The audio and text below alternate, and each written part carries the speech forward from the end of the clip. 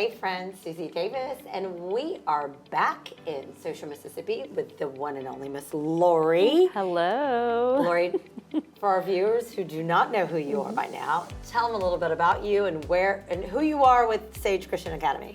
Well, I am the principal of Sage Christian Academy, which is a private Christian-based school, K-8 school, yes. Just on the south side of Saussure. I started with a daycare and preschool 21 years ago, and after COVID, had a lot of parents asking for me to add kindergarten and first and second grade, and so we went ahead and added K through 6, and then this year we just added 7th and 8th grade. So, I love that. You know, when I think about, the education plan for my own kids and how that has worked, keeping them in one spot, as long as I could as a military child. Yes. It was important to me to keep in. The fact that you can do that for our community, especially in this North Harrison County area, that is a big feat in itself. Thank you. Yeah, we love our school.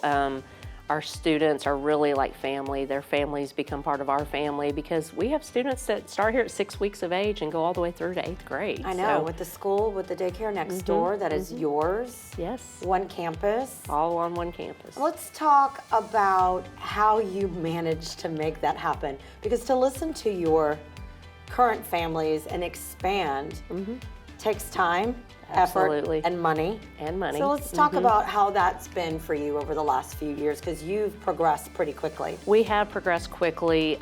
Luckily, the building that Sage Christian Academy is in is a building I had already purchased that's next to Little People's Christian Academy, and so at least we had a building to start with. That's a good thing. I just had to start getting a plan together, hiring teachers, and we started small. We started with 22 students the very first year that we opened Sage Christian Academy. So it was super small, but we are growing like crazy, adding on. We just added 2 more classrooms last summer onto one of our buildings. I purchased the 2 acres next to us for future expansion. So we're just going. Whatever God says, we're building it and going with it. So when we talk about that plan and what you've been working on, how are you funded? Because we are funded primarily by parent tuition. Parents pay the tuition for their students to come here, and that's where we receive our funding. We just got accredited, I guess, whatever you want to call it, as a 501c3 nonprofit organization. So now we can accept donations from the community, from businesses, from local people who want to support our school. So I always come with notes because I feel like a little student when I come and sit with Lori. Lori, let's elaborate a little bit more on that 501c and what that means and how you get those funds and what you've been able to do with those funds to enhance the school environment. So we have a giving portal that people can give directly to by texting the word give to 228-335-9463. And by doing that, they can set up a recurring monthly payment where maybe they want to give $10 every month or $25 every month to our school.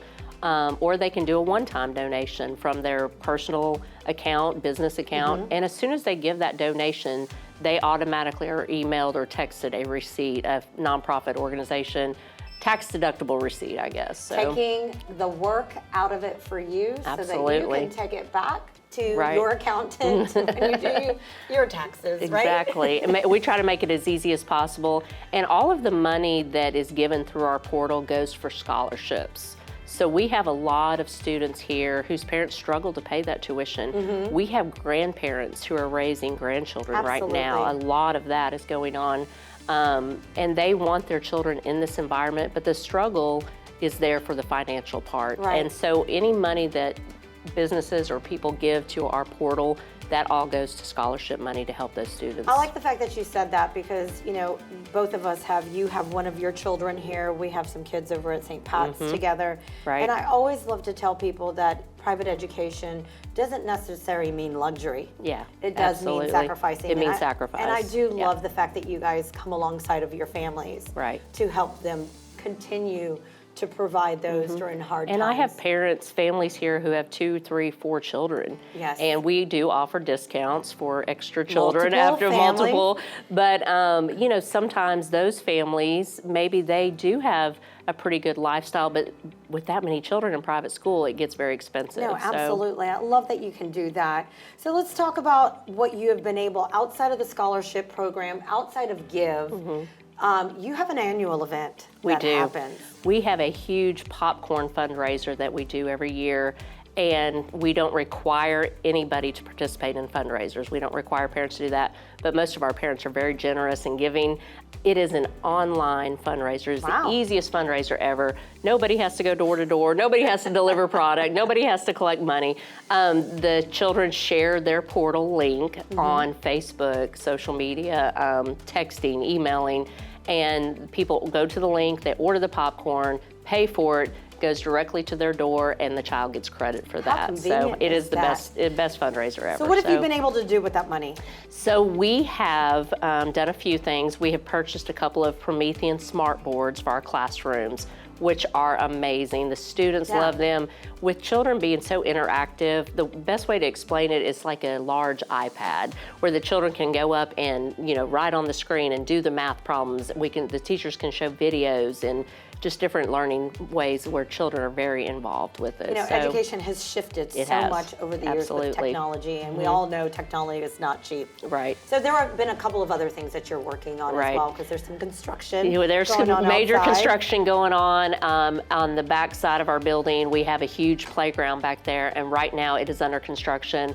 We are adding a basketball court with basketball goals. We're adding some soccer goals. We're building a huge pavilion with picnic tables. Students may want to go outside and eat lunch. They may want to go outside and do their lessons outside on a nice day. So we have a lot of construction going on with some of that fundraiser money too. And parents, just so you're aware, when you deal with an age gap group of like the way you are, Right. 3 different categories in the education of what you're supposed to have. Right. Playgrounds matter They for do. different ages Absolutely. of what you have. And we are blessed to have enough property where we have 3 playgrounds on our campus. We have one for the babies, the 1 and 2 year olds, yeah, the tots. We have a playground for preschool, and then we have a playground for kindergarten through 8th grade. That playground is the one under construction right now, which is actually going to be divided in half because it's so huge, so that lower elementary and upper elementary can have their own playgrounds. So tell our viewers some of the best things that they should think about.